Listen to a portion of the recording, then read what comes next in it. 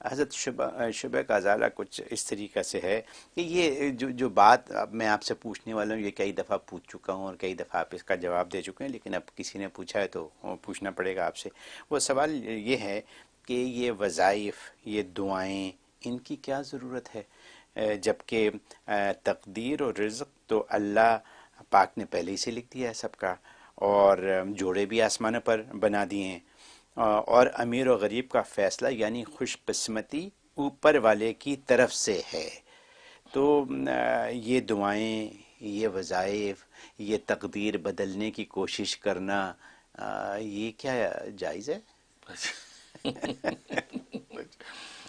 بہت خوب، بڑا اچھا۔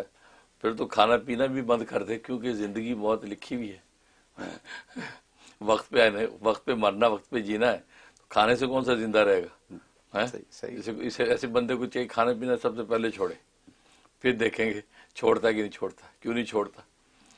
تو بات اصل میں اس پر مجھے ایک اللہ کے عارف کا شعر یاد آ گیا کہ مالی دا کم پانی لانا پر پر مشکاں لاوے، مالی دا کم پانی لانا پر پر مشکاں لاوے، مالک دا کم پھل پھول لانا لاوے یا نہ لاوے۔ بالکل صحیح۔ بس مالی کا کام ہے پانی دیتا رہے، اب اس کا کام ہے وہ دے نہ دے۔ اب اسی لیے فقیر بے نوا جو ہے دروازوں پہ صدائے لگاتے گزر جاتا ہے گلی میں، اللہ کے نام پہ دے دو، اللہ کے نام، کوئی سخی داتا کھول کے دے دیتا، کوئی نہیں دیتا۔ اس کا کام بس صدا لگانا ہے، اس کو کوئی اور کام، اس کی بندگی، اس کی فقر یہی ہے کہ صدا لگاتا ہے۔ لہٰذا اس بندے کی بندگی یہی ہے، بس مانگتا رہے۔ اب یہ اس کا کام ہے وہ دے یا نہ دے، ٹھیک، پہلی بات تو یہ۔ اور دوسری بات یہ کہ اصل میں یہ دعا مانگنا، وظائف کرنا، یہ بھی تقدیری کا حصہ ہے۔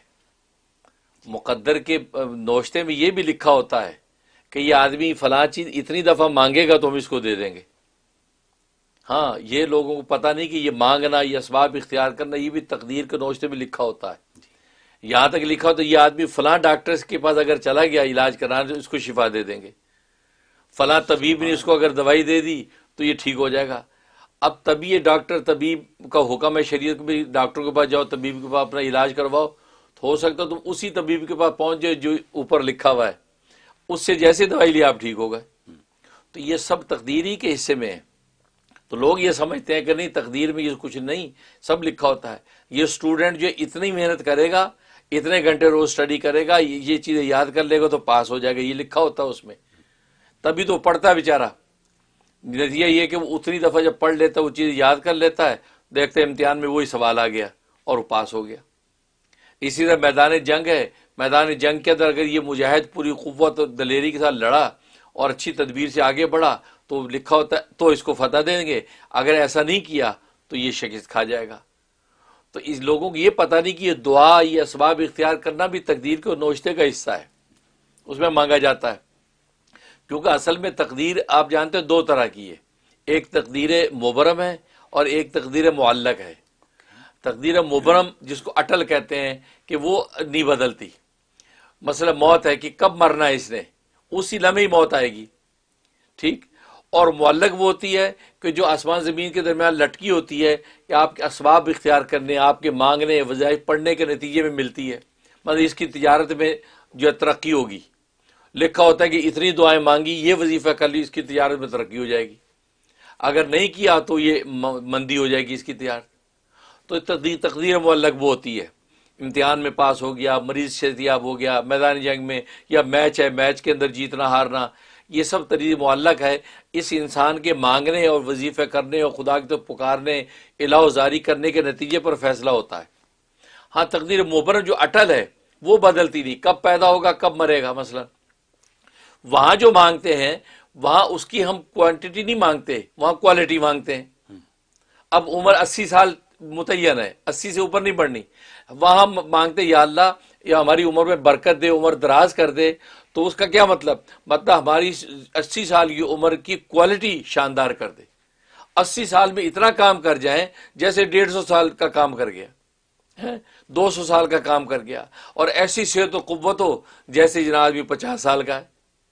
تو وہاں کوالٹی، تو کہیں کوانٹٹی کوالٹی دونوں مانگتے ہیں، وہ تقدیر معلق کا حصہ ہے اور وہ بھی نوشتے میں لکھا ہوتا ہے، اور کہیں کوالٹی مانگتے ہیں تو وہ تقدیر مبرم کا حصہ ہے کہ تاکہ جو ہمیں اس کی کوالٹی اچھی ہو جائے۔ لہٰذا جب دعائیں کی جاتی ہیں کہ یا اللہ عمر دراز کر دے یا فلاں چیز دے دے فلاں رزق دے دے، تو اللہ اس کی کوالٹی میں اضافہ کر دیتے ہیں. لہٰذا ایک کا کھانا تو اس کو پورا آ گیا، ایک کا کسب کما رہا ہے، گھر کے 10 لوگ کھا رہے ہیں. چاچے ہمارے ملکوں میں تو یہی چلتا ہے، ایک ابا کماتا ہے 10-15 بچے کھاتے ہیں، یہ کوالٹی. اور یہاں 10 کماتے ہیں پھر بھی 8 کو پورا نہیں ہوتا. تو مطلب اپنے اپنا ایک نظام ہے.